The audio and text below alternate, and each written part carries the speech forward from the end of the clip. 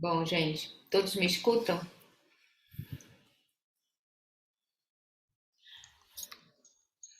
Sim, Fátima. Ok, então vamos lá. Bom, mais uma vez, boa noite a todos. Boa noite a Obrigada pela todos. presença. Prazer estar aqui com vocês.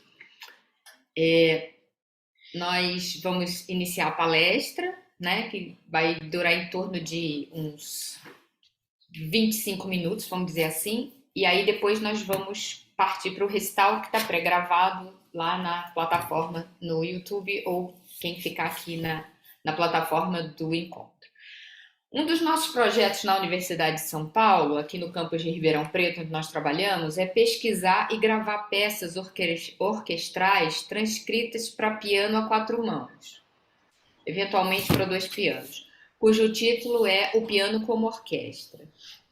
Temos por objetivos principais divulgar o repertório para essa formação instrumental e trabalhar as possibilidades expressivas do instrumento. Outros objetivos são entender a formação piano a quatro mãos como música de câmara, trabalhar o entrosamento entre os intérpretes e pesquisar a aplicação desse gênero instrumental como ferramenta didática.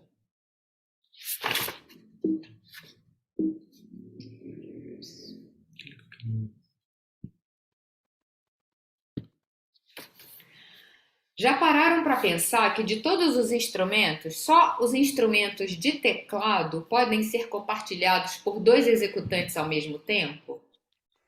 O piano a quatro mãos, ele existe desde o período clássico, mas foi no romantismo que esse gênero instrumental se firmou. Atualmente vemos um renascer efervescente do pianismo, principalmente no âmbito profissional, terminando de vez com esse estigma de música para amadores, também chamado como esse estigma de house music, né?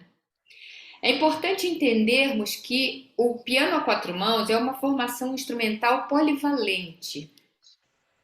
No início, ele era um meio de fazer música em casa, com obras originais e transcrições. Daí essa história do house music, né? Antes da invenção de qualquer dispositivo para reproduzir música, era preciso fazer a música que se queria ouvir no ambiente doméstico. E o piano a quatro mãos se prestou muito a isso e também como um meio de socialização. Essa formação também foi usada como forma de ensaio com obras originais para orquestra, obras sinfônicas, né, óperas, enfim, obras de grandes proporções, e nesse sentido ela também era usada como uma ajuda na composição. Hoje temos as tecnologias que reproduzem instantaneamente o que compomos, né?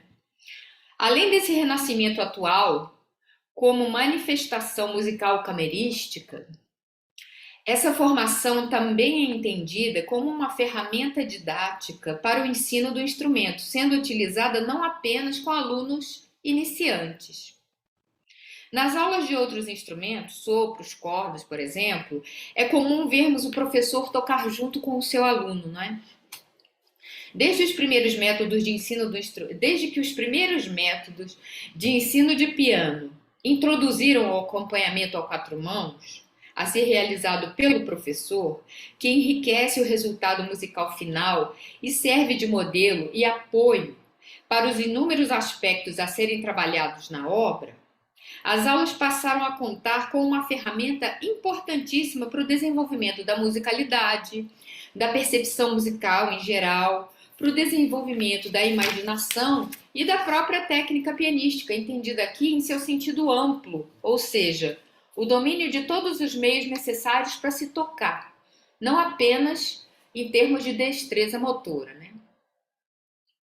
Então aqui nós vemos que qual a importância do tocar a quatro mãos nas aulas?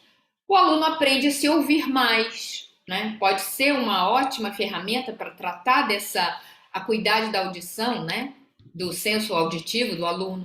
Ele desenvolve o seu senso rítmico. Ele não se fica. Nós não devemos nos fixar apenas na sincronia das partes. Isso é o básico para o quatro mãos, né? Mas através dessa busca da sincronia, o aluno começa a se ouvir mais, né? E ritmicamente também não podemos deixar de dizer, né, que é importantíssimo isso. Através do modelo do professor, ele aprende a controlar a sonoridade, né? Ele trabalha toques diferentes, variações de dinâmica, fraseado, agógica, nessa busca por uma interação maior do som que ele produz com o som do professor, né? E também por essa resposta àquele estímulo que o professor, ao tocar, dá para o aluno, né? Ele desenvolve também a sua imaginação auditiva. Por que o título Piano como Orquestra? Como nós sabemos, a imaginação não tem limites. Ao trabalharmos com nossos alunos de todos os aspectos que acabamos de dizer, um dos mais importantes, talvez um dos mais complexos, seja o de despertar a imaginação sonora. Quanto mais jovem é o aluno, mais concreto deve ser o estímulo para o desenvolvimento dessa imaginação. Aí eu busquei alguns exemplos aqui. Por exemplo, em peças para 4 mãos para iniciantes, né? A sinuosidade de uma linha melódica e a recorrência de um ritmo ternário que nos remete a um embalo das ondas do mar, que nos faz imaginar o título da peça No Balanço do Mar, isso já traz essa imagem que vai sugerir, vai sugestionar o som que o aluno e a performance geral que o aluno vai tirar da peça. Estou falando aqui da obra No Balanço do Mar, de Elvira Drummond, na sua peça, na sua coletânea, né, no seu método, Meu Piano, Meu Brinquedo. Em uma peça como Cerejeiras em Flor, de Carla Reis, do livro Piano Pérolas, Quem Brinca Já Chegou, a criança é levada para uma atmosfera oriental, tranquila, pelo uso da escala pentatônica, de um ostinato no baixo, que suavemente a transporta e a induz a produzir com o som aquela imagem, aquele sentido do vento suave batendo nas delicadas flores das cerejeiras que ele criou na mente ou que ele viu numa gravura ou numa foto. Outro exemplo é imaginando que os clusters são como buzinas dos carros no engarrafamento, quando a criança toca a peça Taxi Tango, do Hall Leonard Piano Lessons Volume 1, e ela não estranha aquele som produzido pelo aglomerado de notas. Na verdade, ela toca esse aglomerado, né, esse cluster, como quem toca a buzina do carro, porque é isso que esse som representa dentro da atmosfera da peça. Bem, com o passar do tempo, aquele aluno que não é mais criança ainda necessita de um estímulo, seja ele concreto, um estímulo auditivo, visual, ou abstrato, uma emoção, um sentimento, para ajudar na busca dessa imaginação sonora. Quantos de nós não fazemos 1001 analogias em classe para despertar no aluno aquele som especial, aquele toque legato inconsútil, o caráter específico de uma obra? Pois bem, através do trabalho a 4 mãos, em especial aqui nos referimos a essas transcrições de obras orquestrais, de obras para outros instrumentos, né, outros timbres. Por isso o título, O Piano como Orquestra, nós podemos trabalhar essa imaginação. Como diz Daniel Barenboim, no seu livro Mi Vida em la Música, ele nos fala que o piano é um instrumento considerado neutro e, por isso mesmo, suscetível a imitar os sons de outros instrumentos, né? Martin Katz, na sua obra The Complete Collaborator, também acrescenta que nada pode fazer o pianista adentrar o mundo das cores de forma mais rápida que através da imitação da orquestra. Ao tocar transcrições, o pianista desenvolve um apetite por timbres e cores, e assim podemos nos surpreender imaginando, inconscientemente, uma orquestração para tudo que tocamos.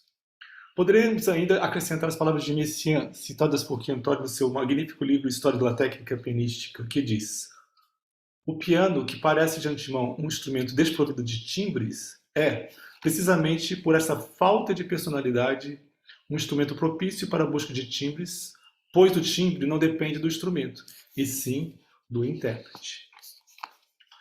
O uso de transcrições a quatro mãos pode se transformar em uma forma muito salutar de promover o crescimento do aluno em todos os aspectos elencados anteriormente, especialmente sua imaginação sonora. No final das contas, a riqueza das sonoridades que o piano pode produzir é proporcional à habilidade do pianista em imaginar vários sons. Trouxemos para vocês hoje uma obra que não é para iniciantes, mas que, pela sua complexidade sonora e pela riqueza de instrumentação, é um ótimo exemplo do que estamos falando. Trata-se do Prélude l'après-midi d'Enfant, de Debussy, composto entre 1892 e 1894, baseado no poema homônimo de Stéphane Mallarmé, publicado em 1876, com ilustrações do pintor impressionista Edouard Manet. Segundo Paul Griffiths, é uma obra que inaugura a modernidade. O início do prelúdio realmente já transcreve uma outra sonoridade, o timbre passa a ser dominante na estrutura da obra. Em 1912, a obra foi coreografada por Nijinsky para os balés russos. Foi considerado um balé muito sensual para os padrões da época. A transcrição de peças de orquestra para piano a quatro mãos ou para dois pianos era muito comum no período em que esse prelúdio foi composto, como já mencionamos. A primeira transcrição, editada em 1895, foi do próprio Debussy, que se utilizou de dois pianos. Este também era um expediente comum para que a obra pudesse ser ouvida e trabalhada pelos compositores. A transcrição para quatro mãos foi feita por Ravel em 1910. É uma transcrição primorosa que consegue condensar toda essa textura complexa e essa atmosfera real que a obra trata. Nós vamos tocar essa versão que foi feita por Ravel. Na verdade, é um fato interessante porque quando o Ravel fez a transcrição, ele praticamente não tinha mais contato assim, pessoal com o Debussy, mas ele, na verdade, admirava muito essa obra. A sonoridade dessa obra, nós chegamos a essa conclusão, é comparável a uma tela, onde a todo momento surgem novas cores e novos padrões de pinceladas. A instrumentação e a orquestração são riquíssimas, e aqui a flauta tem um papel protagonista. É o primeiro gesto. Depois, nessa página que vocês veem, que é a primeira página, a parte do primo, nós temos então aqui a flauta, depois a harpa e as trompas. Vamos ouvir. Minto, antes disso. Vou explicar primeiro. Quando eu toco esse início, eu ouço internamente as frases, tentando relembrar na minha mente os timbres originais. Isso me ajuda a procurar fazer um toque mais de acordo com o som que eu tento produzir. Outro aspecto importante também é o limite da dinâmica que nós conseguimos tirar do piano. O quanto de pianíssimo ou de fortíssimo nós podemos fazer sem perder a qualidade da sonoridade, sem ocasionar um toque muito incipiente ou percussivo. Em termos de andamento, também a sustentação sonora do piano é sempre um problema, quando comparado a outros instrumentos, principalmente cordas e sopros. Uma vez produzido, o som do piano só decai. Isso, no caso, é compensado pelo uso dos pedais, também com a atenção ao andamento, combinado à agógica. Então, vamos ouvir esse primeiro trechinho.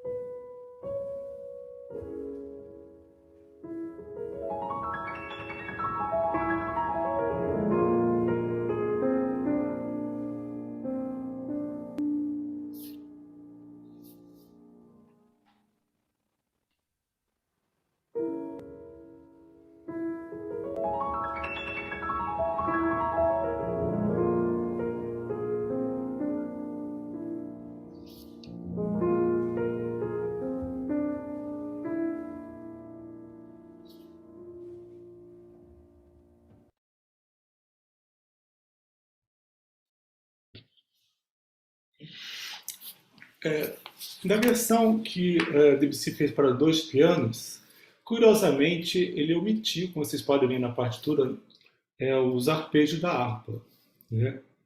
E também, ao invés de colocar como andamento très modéré, muito moderado, como o pé de Ravel, e como está no original, ele indica assez lent, né? E são particularidades bastante interessantes quando a gente faz a comparação entre a versão a 2 pianos, né, e a 4 mãos. Na verdade, Ravel ele fez uma transcrição muito brilhante, porque ele consegue realmente captar toda a essência da obra sem perder nada na transcrição a 4 mãos, né? E é muito mais difícil transcrever para 4 mãos do que para 2 pianos, né? Uhum. Enfim, a falta de espaço, né, os recursos são mais mais limitados.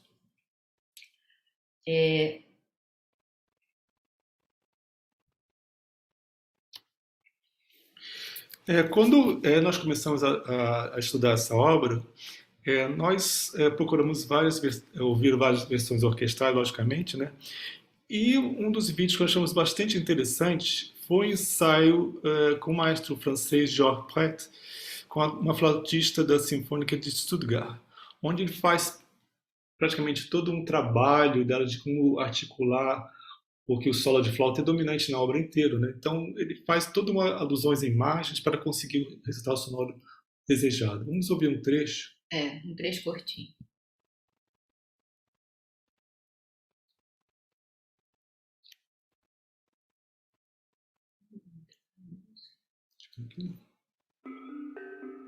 It's this super frustrating feeling when you're looking for an idea and you're like, what was it? What is this thing that I'm looking for? Desculpe os anúncios do YouTube.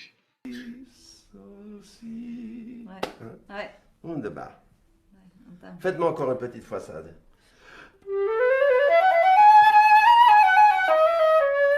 Non, c'est doré là, c'est trop lourd.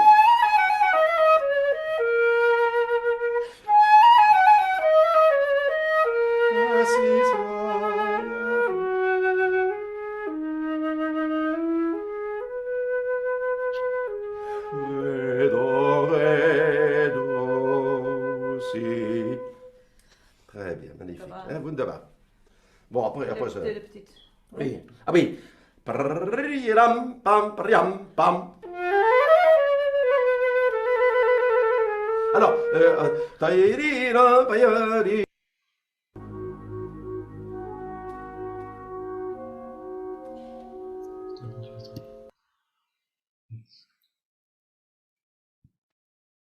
Ok. Não dá para a gente ouvir tudo, mas caso vocês tenham curiosidade, procurem por Georges Pret e coloquem lá Prélude de l'après-midi d'un faune, que vocês vão assistir uma aula de como tocar essa peça. Realmente é muito bonito. Que mais que nós notamos, então, né, quando nós ouvimos a versão original para a orquestra, né? A instrumentação, obviamente, né? As características tímbricas e de articulação de cada instrumento, a clareza sonora, a textura, os toques e os pedais estão muito atrelados a tentar simular exatamente essa instrumentação, esses timbres e essas articulações, né? O espectro dinâmico também, como eu falei antes, porque a gente usou os extremos possíveis no piano, né? A questão da agógica também, e mesmo a questão do andamento, nem todos os andamentos, às vezes andamentos muito lentos na orquestra, são difíceis de fazer no piano, e isso também teve que ser compensado de alguma forma, né? Agora aqui, a gente vai mostrar um último exemplo. Deixa eu chegar isso aqui para baixo, porque acho que isso atrapalha um pouco. Isso aqui. Essa aqui é a continuação do trecho em que a gente tinha parado lá. E aí vocês veem aqui na parte do primo, a parte da flauta, né, a parte da harpa, e vocês veem que tem uma quantidade gigantesca de trêmulos, né? Essa passagem realmente é bastante complexa, porque você tem que criar essa ambientação sonora em pianíssimo, né? E esses trêmulos se ficaram muito articulados, eles têm que dar um suporte harmônico, né? Mas ao mesmo tempo não podem sobressair o solo aqui do primo, que é a flauta, né? Então é todo um jogo aqui de equilíbrios, né?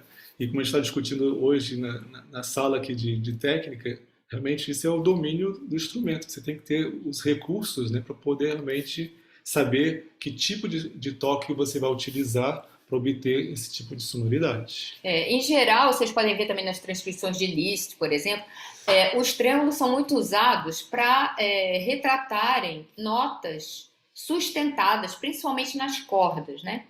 Então, a gente tenta ao máximo fazer o que o Debussy sempre pedia, né? O piano sem martelos. Então, minimizar a articulação muito vívida desses trêmulos todos, né? Então, por exemplo, aqui nessa minha entrada, nós optamos por fazer como na versão a 2 pianos, que o secondo faz todos os trêmulos, pelo menos nessa primeira entrada aqui. Aí depois eu retomo e pego os trêmulos na sequência aqui, para tentar deixar mais pura essa linha da flauta, né? E vamos ouvir.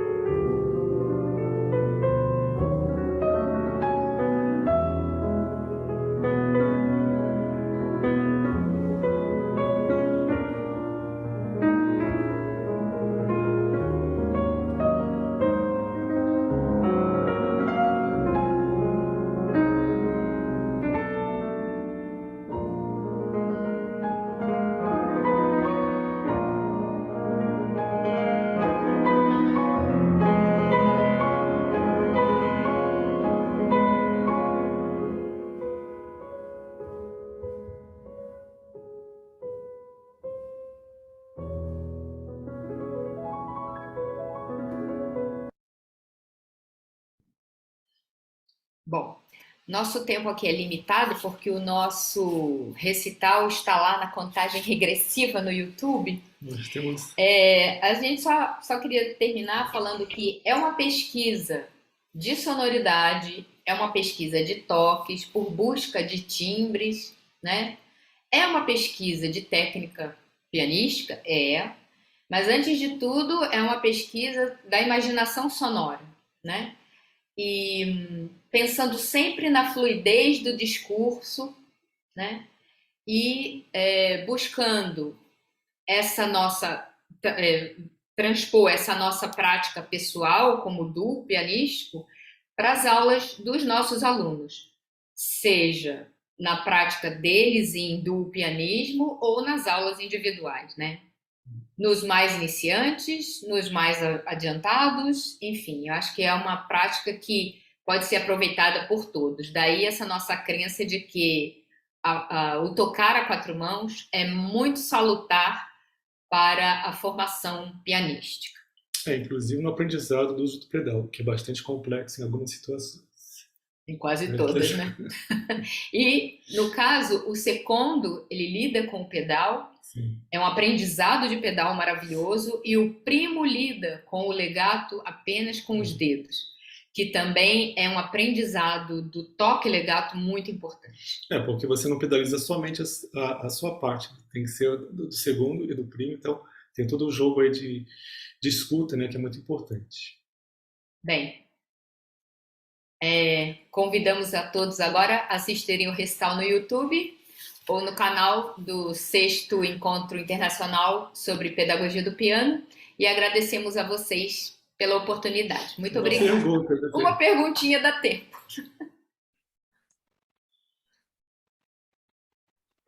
Eu posso fazer, então, um comentário, já que a gente tem assim, só um minutinho? Eu acho que é muito interessante que, na verdade, essa limitação, entre aspas, né, de 2 pianistas num piano só, traz uma coerência sonora muito grande, igual o Fernando disse. Você vai pedalizar 2 partes, então a sua audição precisa estar muito mais atenta também para o que o outro está fazendo em relação a 2 pianos, né? Então, É uma limitação, mas eu também acho que é uma escolha interpretativa e sonora.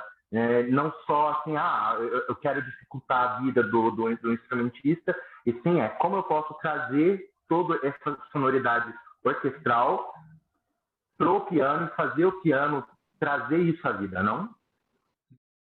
Tem uma questão também, não sei se vocês repararam, porque a partitura do Debussy é aquela edição antiga que você tem dividido, né, segundo e primo.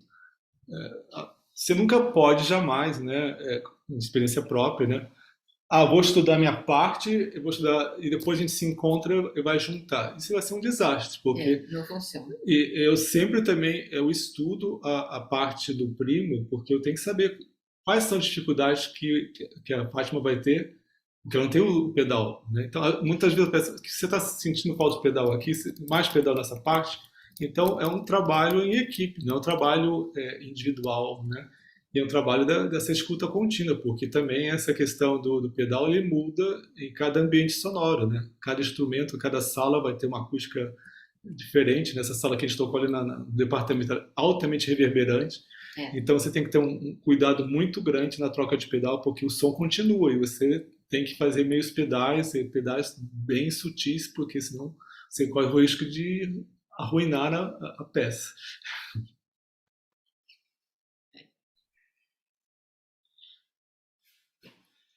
Enfim, é um mundo, gente. Então, Tocar quatro mãos não é fácil. É por isso que eu falo que né, justamente essa interação e a sonoridade de ambos, a gente precisa de uma coerência. A orquestra sem coerência, ela não funciona. E, ao mesmo tempo, essa obra sem uma coerência musical ao piano, ela não vai funcionar. Por isso, de novo, eu remeto que essa é uma escolha muito consciente e muito musical para justamente trazer essa coerência orquestral para o piano. Né? E aí, o Fernando falando, eu já ouvi um pouco vocês estudando, conheço. Então, aí a gente já começa a fazer as associações, né? Coisas que ficam assim depois. O que acontece também, você tem razão, é difícil tocar a quatro mãos, mas a gente tem um contato mais íntimo, assim, né? Quando você toca dois pianos, dependendo da disposição dos pianos e também da característica de cada instrumento e tal, isso fica um pouco mais difícil. E a pedalização, como são duas pedalizações, né? Tem que ser muito bem estudado. Aí vamos voltar aqui ao nosso homenageado do evento. O Nelson e a Marta tocavam de uma forma que parecia uma pessoa só tocando, mesmo a dois pianos. Então, é essa afinidade musical também que tem que ser trabalhada, entendeu?